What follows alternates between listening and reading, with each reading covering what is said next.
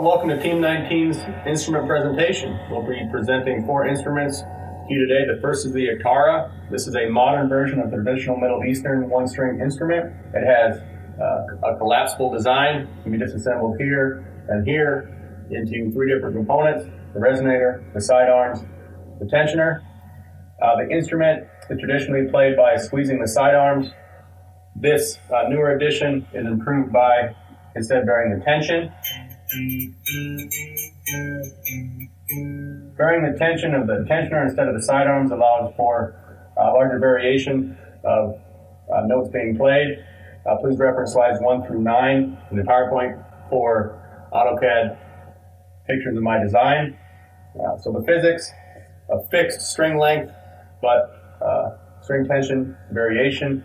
The cost, $13.50. Majority of the cost was for the sidearm material, and that's where the challenges were during the build, finding the right material that would add the right structure. Aluminum was tried, flat steel was tried, and we ended up settling on the slotted steel.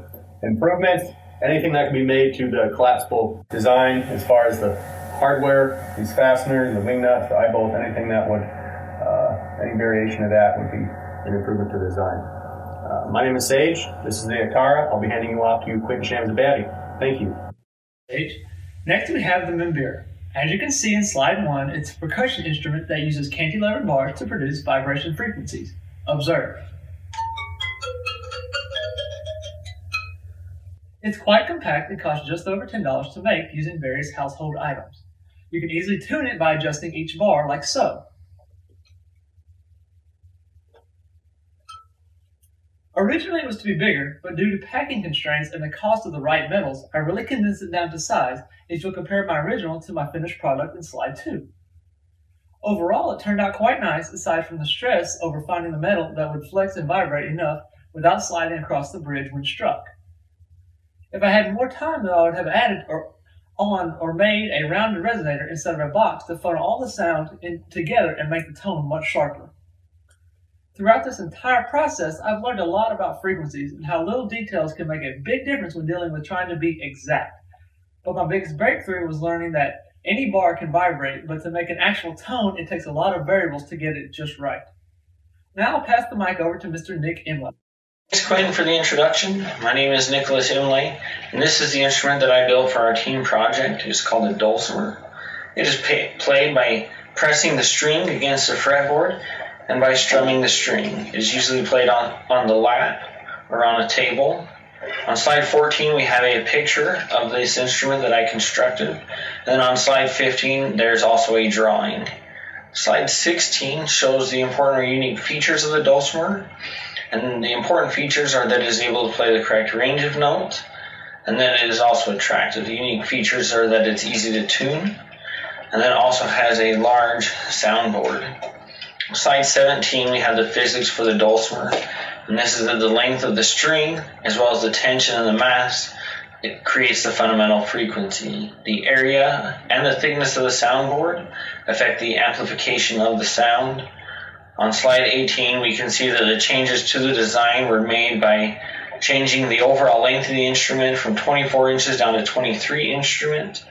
Instead of having 2 copper strings, we changed that to 1 bass guitar string. On slide 19, we see the final cost of the dulcimer is $9.97.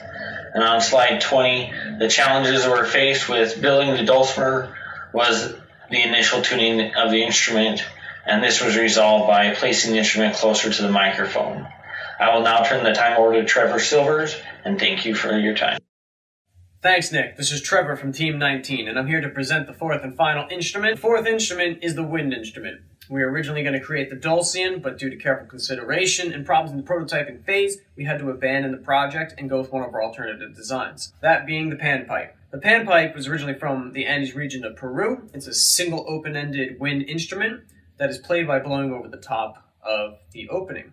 When you blow across the top, the air is split at the edge of the pipe, creating resonant sound waves down to the bottom that come back out the top. This panpipe is made out of bamboo and electrical tape. As you can see, there's 2 strips of bamboo on the front and the back that are strapped with electrical tape, which gives it its rigidity. The pan pipe costs about $13.42 to make. It can be purchased, the materials can be purchased from any local hardware store. You can even grow the bamboo in your backyard.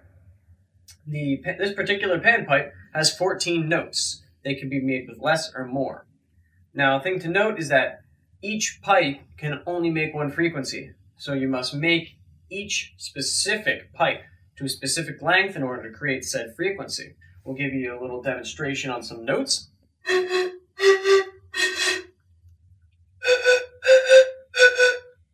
you can see, plays nice, sounds nice. It's extremely lightweight.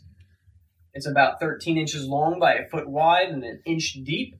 Therefore, it meets our criteria of fitting inside our 2 foot by 2 foot by 2 foot stage box with all of the other instruments with ease. It also utilizes less than 10 feet of pipe, which was one of our other requirements. So therefore, our criteria has been met on that. It cost under $15. We've meeting that criteria. Basically, it sounds great, lightweight, fits in the box. It meets all of the requirements and needs of our end user. You can find all of this information on our presentation slides 23 through 29. And we put a little song together for you. We hope you enjoy it. This is Trevor Silvers from Team 19. Here's the pan pipe, and we hope you have a great evening.